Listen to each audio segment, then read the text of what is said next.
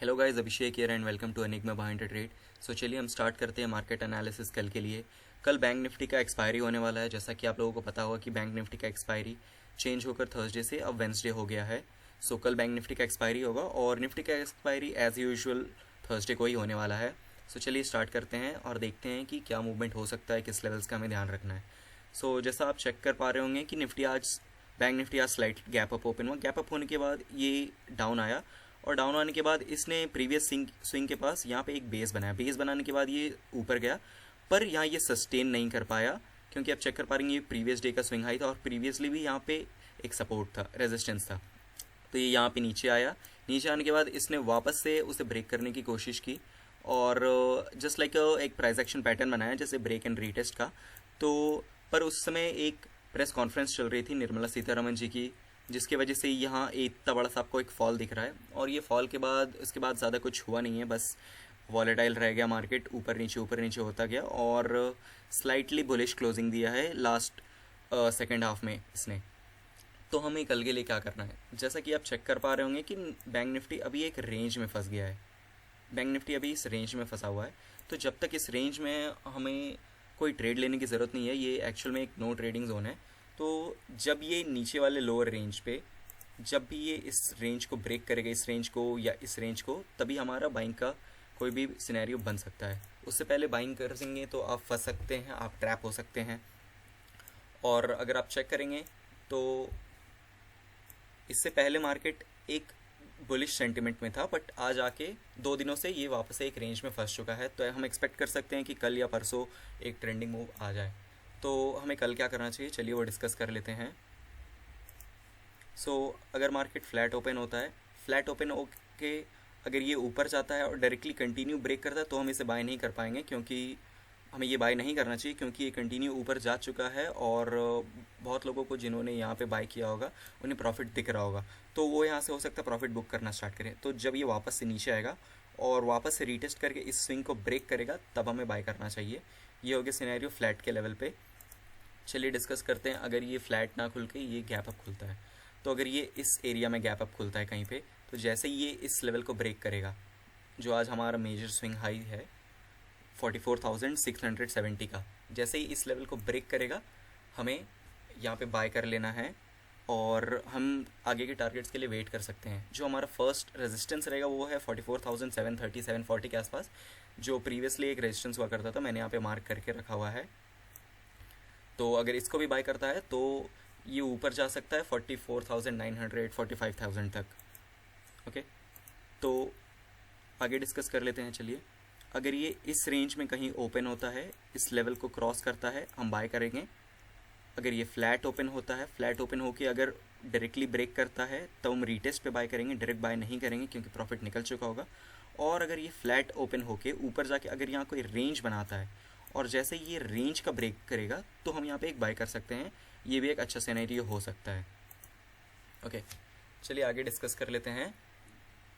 अगर let's say ये एक बड़ा गैप अप ओपन हो गया यहाँ कहीं, तब ऑलरेडी प्रॉफिट जा चुका होगा, तब हमको सिर्फ वेट करना है। वेट करेंगे अगर ये रीटेस्ट करता है, रीटेस्ट करने के बाद यहाँ पे कोई भी एक बुलिश कैंडल स्टिक बनाता है या फिर रिजेक्शन पैटर्न बनाता है या फिर कोई भी प्राइस एक्शन रेंज बनाता है और रेंज का ब्रेकआउट देता है, तब हम इसे बाय कर सकते हैं और हम फर्दर टारगेट्स के लिए वेट कर सकते हैं। जस्ट इन केस अगर ये गैप डाउन खुल जाता है, स्लाइड गैप डाउन खुलता है यहाँ पे, तो जैसे ही ये इस रेंज को ब्रेक करेगा जो है अराउंड, मैं बता दे रहा हूँ ये कौन सा रेंज है। हाँ, आज का जो लो के आसपास है 44,400 को ब्रेक करता है तो हम इसे फर्दर डाउन साइड की तरफ देख सकते हैं। ये और होल्ड नहीं करेगा, ये प्रीवियस स्विंग्स के आसपास जाने लगेगा। जैसे ये इसे ब्रेक करता है आप सेलिंग के लिए देख सकते हैं। जो फर्स्ट टारगेट रहेगा वो ये रहेगा हमारा प्रीवियस स्विंग लो, और उसके बाद जो प्रीवियस स्विंग लोज रहेंगे वो टारगेट्स आते रहेंगे। तो अगर ये बड़ा गैप डाउन खुल जाता है तब क्या करना है, तब आप वेट कर सकते हैं। जैसे ये या तो इस लेवल से रीटेस्ट करे या तो ये इस लेवल से आके रीटेस्ट करके एक नेगेटिव प्राइस एक्शन बना के अगर ये नीचे जाता है तो हम इसे सेल कर सकते हैं। अदरवाइज़ इसे आप लीव कर दीजिए, क्योंकि जो मार्केट का सेंटिमेंट है वो थोड़ा सा चेंज होकर पॉजिटिव हो चुका है। तो ये थी बैंक निफ्टी की बात। चलिए अब आते हैं हम निफ्टी पे।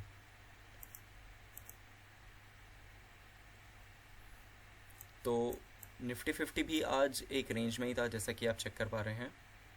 निफ्टी 50 भी ओपन हुआ गैप अप ओपन होने के बाद इसने नीचे बनाया, पर ये रिजेक्ट होकर ऊपर एक बुलिश क्लोजिंग दिया, फिर ये ऊपर गया और एक ये इंपॉर्टेंट जो लेवल था जिसका ब्रेकआउट पे हमें ट्रेड करना था, इस लेवल का ब्रेकआउट हो नहीं पाया। यहाँ पे इसने बहुत टाइम वेस्ट किया, बहुत ज़्यादा टाइम, मतलब अराउंड 12 बजे तक ये इसी रेंज में फंसा रहा। फिर उसके बाद एक ब्रेकडाउन हुआ और ब्रेकडाउन होने के बाद भी इसने कुछ मूव नहीं किया, फिर इसने एक रेंज बनाया और फिर स्लो एंड स्टडी ऊपर जाता गया और वापस उसी रेंज में क्लोज हो गया है। तो कल हमें क्या करना चाहिए in case of bank Nifty and Nifty? तो बैंक निफ्टी हमने डिस्कस कर ली, चलिए देखते हैं निफ्टी।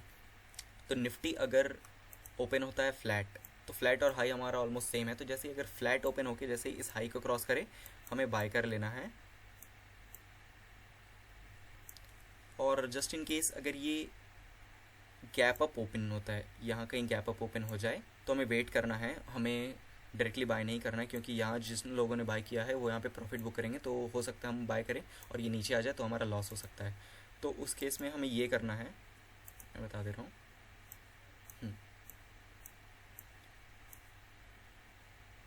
अगर ये यहाँ कहीं गैप अप ओपन होता है तो हमें वेट करना है।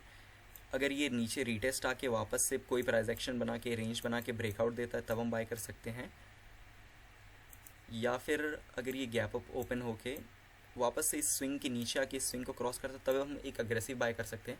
या फिर अगर आपको सेफ बाय करना है तो नीचे आया, ये रीटेस्ट किया, रीटेस्ट करने के बाद जब ये प्राइस एक्शन पैटर्न बना रहा हायर हाई हायर लो, या डबल बॉटम का फॉर्मेशन बना रहा है, या inverted head and shoulder 5 minute के टाइम फ्रेम पे या और स्मॉलर टाइम फ्रेम पे, तब हम इसे बाय कर सकते हैं, वरना आप इसे छोड़ दीजिएगा अगर ये बड़ा गैप अप ओपन हो गया तो। या फिर अगर ये गैप अप होने के बाद नीचे ना कि यहाँ पे एक रेंज बना के ब्रेकआउट दे रहा है तो हम इसे बाय कर सकते हैं।